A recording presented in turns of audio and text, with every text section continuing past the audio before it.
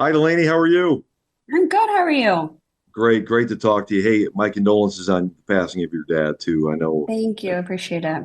he was a big part of our lives for sure. We frequented Jimmy Buffett concerts many times. So, well, thank you. well, I had a chance to watch your movie last night. Nice job, nice Thank job. you. The movie's called Adult Best Friends, and where is it streaming? It's available on Apple and iTunes to rent and purchase. Okay, the whole premise of the movie with you and your best friend and trying to tell her that, or she's trying to tell you that she's getting married, she doesn't know how to do it. Does this come from? Is there like some kind of personal story behind this that this is related to, or is it just something you just came up with? So we are Katie Corwin, who co-stars and co-wrote it with me. We are best friends in real life. We've been friends for 23 years.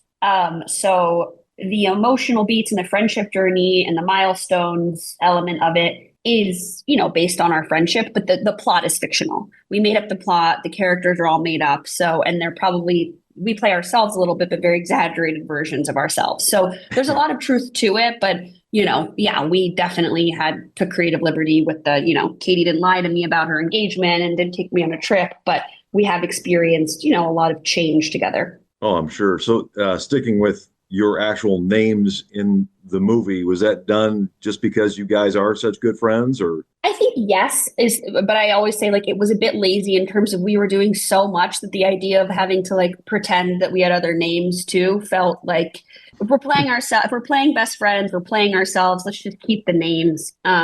It's one last thing to remember because we're doing a lot. But yeah, and I also think it just added to the fact that there was a realness to us and to our friendship. For me, and I'm sure for you as well, just hearing a lot of your dad's music going on in the bar scene and the dedication, obviously, at the end of the movie and everything. I mean, that really had to.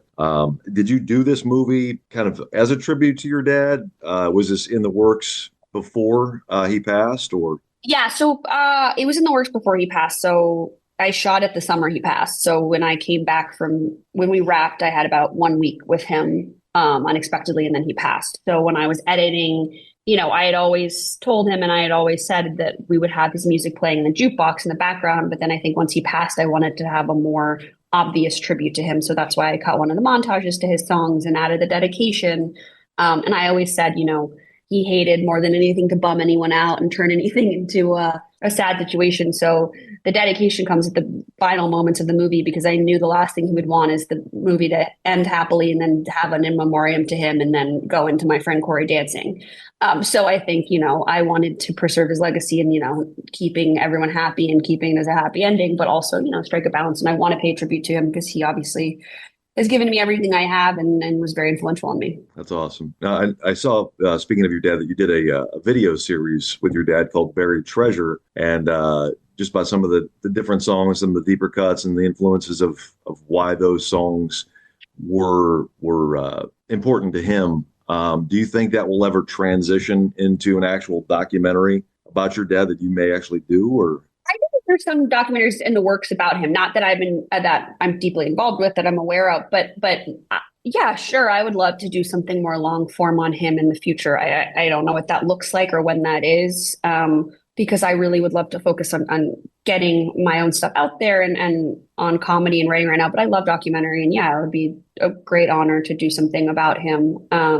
Or in some capacity, and it doesn't even have to be a documentary, even if there was other, there's so many different ways to sort of tell a story or pay tribute to someone. So I would love to find another way besides the YouTube series that we had done. So, in the movie Adult Best Friends, you star in it, you direct it, you wrote it. Is one of those more of your focus that you like to do more than the others? Yeah, I think, I love doing them all. I think they're all so different. I think directing is a huge thing for me in terms of I would like to keep doing that. I love directing. Writing's my favorite thing ever. I love the process of writing. But I also love being on set. So that's why I think directing is so great because it's kind of, you just get to really see the creative process from the beginning to the to the very end, and you kind of are involved the entire way through. So I really like directing a lot and then writing, and I love acting too, but I think that's a newer thing for me. So I'd like to, become a little bit more experienced in that and directing before I do both together again. So you do it all. Do you sing too, like your dad, or No, I can't sing. I can sing at karaoke, but I cannot sing professionally. what's your karaoke go to? I don't know. I have like a bunch. It depends. I like to do like duets with my friends, but I forget. Like I don't really have one. I haven't done it in a long time, so Well, do it's one right hard to now. say. Yeah, I'll do it right now on the radio. No. Getting back to your movie, Adult Best Friends, the guy that you rent the Airbnb from, he was one of my favorites in the movie. Just Yeah, yeah. some of that stuff. Have you ever stayed at an Airbnb where they had like some outlandish rule? Yes, for sure. And that was our friend Corey Walls, who's hilarious, who plays Dougie, the Airbnb person. And, he has a very specific sense of humor. He's one of the funniest people I've ever met. And so we wrote that role for him based on Airbnb experiences that we've had. So he came into it, and it's like an amalgamation of different experiences or stories that we've heard. And we just think the idea of Airbnb is very funny. And we stay in them all the time. And we stay in them when we're traveling for this movie too. So you just keep picking up material. Well, check it out. It's Adult Best Friends. It is available to stream. You said Apple, and what was the other one? It's available on Apple and iTunes today. It's to purchase and rent. Awesome. And lastly, as I let you fly here, I'm sure being the daughter of Jimmy Buffett, you've been to many of the tailgates over the years. What is the most bizarre? Because there are so many. I've always said if life was like a Jimmy Buffett tailgate, the world would be a much better place.